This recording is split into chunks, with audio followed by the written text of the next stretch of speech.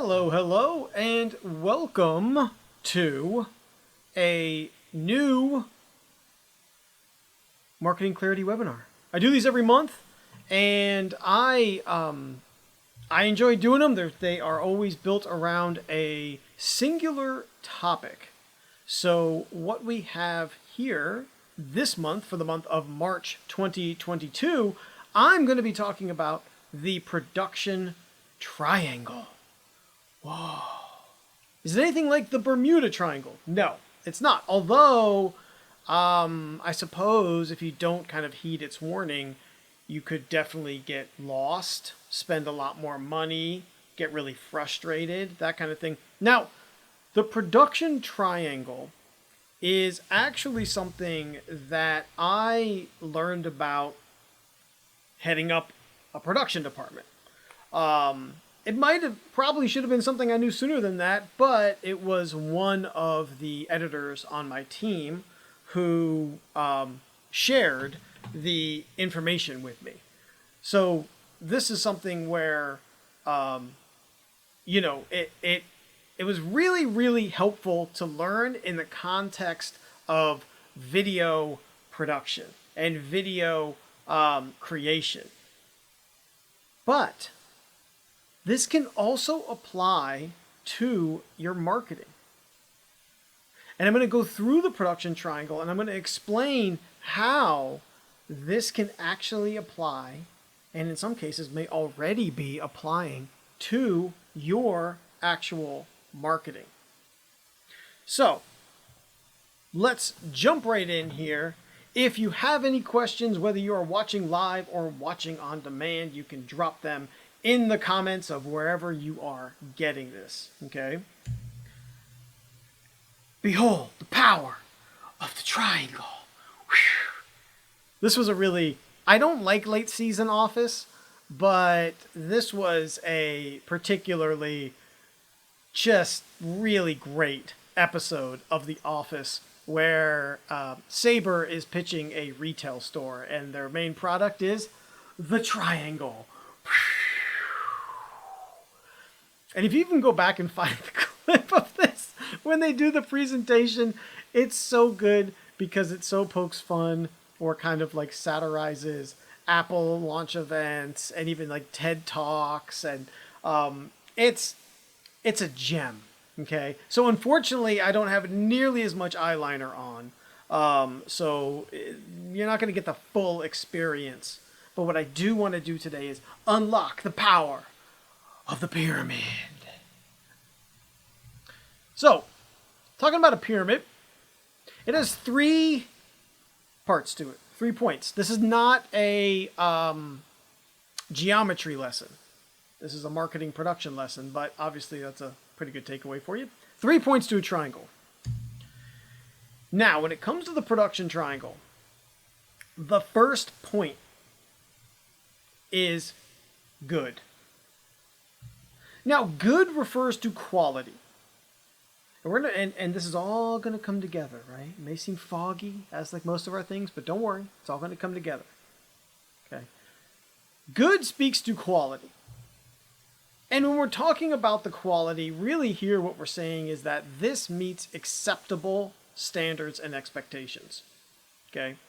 So when you go into a video project, one of the things, one of the 3 points, again, to this production triangle is that do you want this video, we'll use that as a very specific example, to meet acceptable standards? And I'd even say my expectation, but sometimes that's a little bit tricky, right?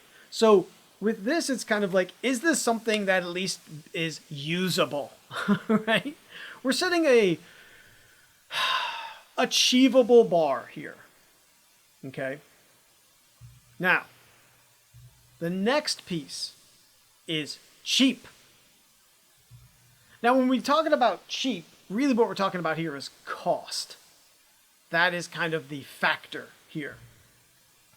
And when we're talking about cheap as part of the production triangle, is this below average or a very low price? For, again, we can use very specifically the video, if you will, right? So we have quality, we have cost, and the third piece is fast. Now that deals with time. How quickly something can be produced. Now, in this example, kind of the example we've been using, just to continue on with it, we're talking about video, right? And with video, how quickly can something be turned around? Now, this was an interesting exercise that we definitely had in my time as overseeing a production crew. Some events like Super Bowl or Taylor Swift, some events necessitated a quick turnaround, right? That we wanted it quick, like within an hour, within 2 hours. Other ones could take more time on them. So if it was a performance from an artist, right? We could take the time. It didn't necessarily have the urgency around it.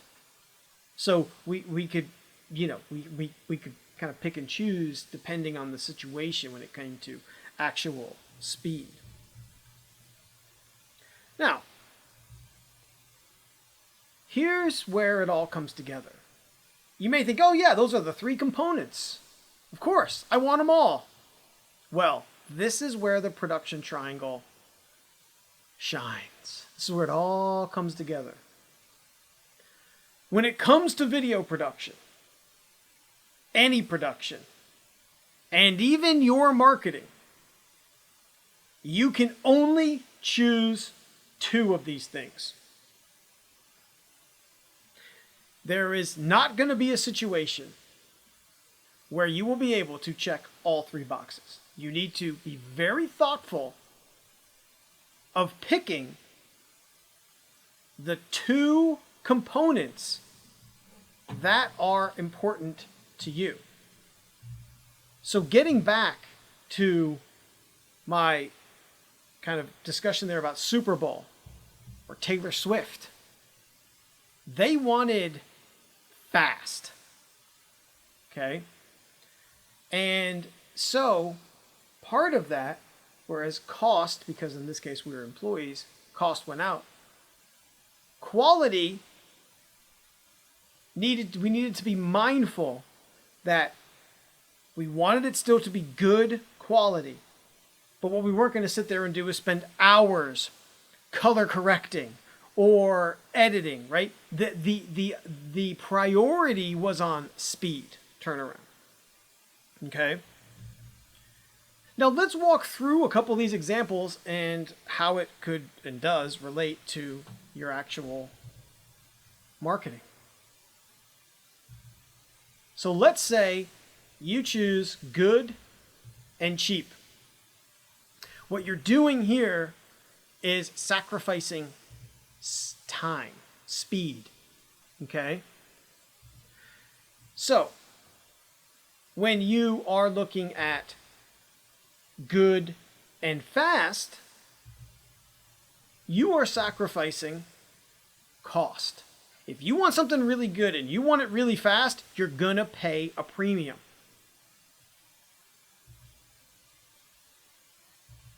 The last combo. If you want something fast and you want something cheap, chances are you will be sacrificing quality. Now, I want to be very clear on this one, because whenever we're talking about quality, if you remember the bar that we set, okay? I'm setting the bar relatively low, but it needs to be acceptable, usable. I think meeting, I would say, ideally agreed upon criteria versus expectations. See, that's where it really helps, whether it's with your marketing or with video. If you're looking for something fast and cheap, the way that you can best ensure you're going to get the best possible thing is agreeing upon criteria for that piece, for that project, for that video, for whatever it is. Okay? The criteria at least is a good starting point. How it gets executed, you're going to find that out. But that's the challenge with the fast and cheap, when you sacrifice the quality. So let's get back to the power of the pyramid. I used to watch wrestling a lot. Also, there was a guy, DDP. He did this a lot. He did a diamond cutter. Wow. I don't know if I aged myself or made myself just be more of a dork. Or both. Two birds, one stone. So how can this impact or fall into place with your marketing? How can we apply this? Or maybe how is it already being applied to your marketing? Well, let's go back to the choices that you have to make. Choosing two. If you choose good and cheap, and you sacrifice the speed, this is kind of, I will say, a little bit of my own wheelhouse of services. Okay? I work with solopreneurs and small business marketers who are really unsure about what to do, how to do it, that kind of thing. And it takes time to build up that knowledge. This is also important to note because with marketing coaching, this is a situation where you are going to be executing yourself. That came out wrong. You're going to be executing yourself. You're going to be doing the tasks yourself. Okay? So sometimes that means it's a little slower going. And I want to clarify here, obviously we're talking about cheap. Cheap is somewhat subjective, whereas cost is not. So I would say affordable is kind of also a good thing to think about here, right? That when it comes to this breakdown of the production triangle, when it comes to your marketing, good and cheap, these are the places where when you go to a marketing coach, you're going to get, should be hopefully getting, good instruction, useful tips, helpful guidance, right? It's affordable, right? It's a little bit cheaper than paying someone to do it for you more often than not. But because you have to do it yourself, you sacrifice the speed, the time. Okay. Let's look at another scenario. Good and fast. Well, there you sacrifice cost. Like I said, if you want it good and fast, you're going to pay a premium. This is a situation where you may bring in a very specific freelancer for a project, right? Or someone who can execute the tasks at a good quality, acceptable quality, and incredibly fast. But again, in this situation, you have to be prepared to pay a premium. This is also where employee or contractor comes in. And let me explain this a little bit. The reason why I look at an employee or contractor, a marketing person, you hiring someone to come in.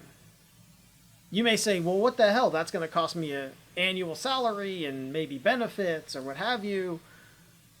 That's true, but I look at marketing, like many of the essential core business functions, as an investment. So what you would be doing is investing kind of long term, if you will, in this employer contractor to do the work good and fast. Okay? So this is kind of like bringing in someone, whether they're on a contract basis or as an employee, whether it's part-time, full-time, or a contractor, right? They can do it ideally good and fast, but they're not going to be cheap. Whether that is because you're paying them over a year, or whether it's because you're paying them a premium for the high quality and fast speed turnaround of a project. Okay. Now the last one, fast and cheap. What you sacrifice there, quality. Now, I'm going to say this is rarely a good combo. I don't love this combination, right? But sometimes you got to do what you got to do. This is kind of a scenario where like a Fiverr scenario, right? Now, Fiverr is somewhat of a misnomer because I do know they scale up pricing. It's like they get you for like the $5 deal, but then they keep adding on all this other stuff. And by the end of it, it's like $50, $100, right? Good on them. Smart move, right? But I don't, again, love this combo where you're bringing in someone to do something fast and cheap because more often than not, they may not be delivering exactly what you want, or you're not going to be happy with the results. Because we're talking quality. Okay? This also somewhat depends on your own standards. You know yourself. So if you have a very specific vision in mind for something, then this is a dangerous route to go down. If you don't, then this could be a more palatable route to go down. Again, I don't love it, but it exists. It is definitely a path that could be chosen. Okay. Now, no matter what combination you choose from the production triangle,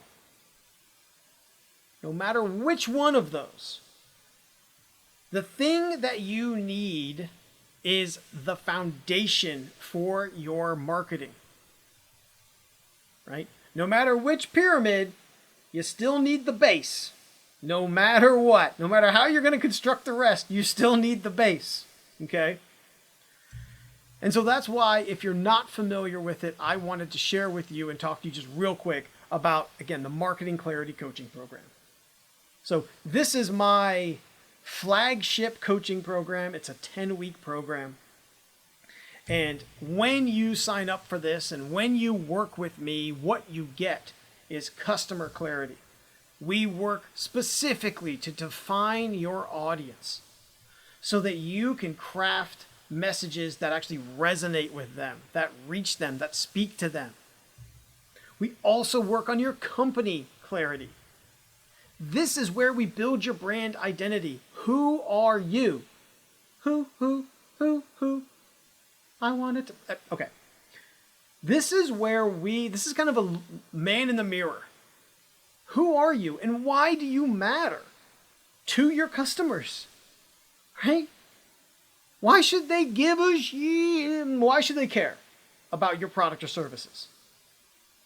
And how can you connect with them in a meaningful way? You need to know about your own brand identity to do that. And the third piece is content clarity. So with content clarity, I work with you. You will get hundreds of content ideas and opportunities that work for social, email, text, blogs, videos, all of those. It is not exclusive to just one format or one medium. The stuff that we come up with, you can use across the board. Okay? So if you want to learn more, check out that URL right there, tricycle-creative.com/clarity to book. I have a 15-minute call. 15 minutes. That's it. And I'm going to tell you, it's not a sales call. It's a discovery call or a clarity call. It's really so that we can talk and I can see if this program is a good fit for you. I am not interested in bringing in people who are not good fits for this program. I'm not interested in cashing checks when I can't help people. So tricycle-creative.com/clarity. Go there, book your 15-minute call with me. Let's talk. Let's see if this coaching program is right for you. So that has been, and thus concludes, this week's this month's Marketing Clarity webinar. What'd you think? I'd love to hear your thoughts. Drop them down in the comments. If you have any questions about this or how this applies to your business, I'd love to hear from you. Otherwise, be sure, to check out all my other Clarity webinars and all the other resources inside of my Marketing Clarity community.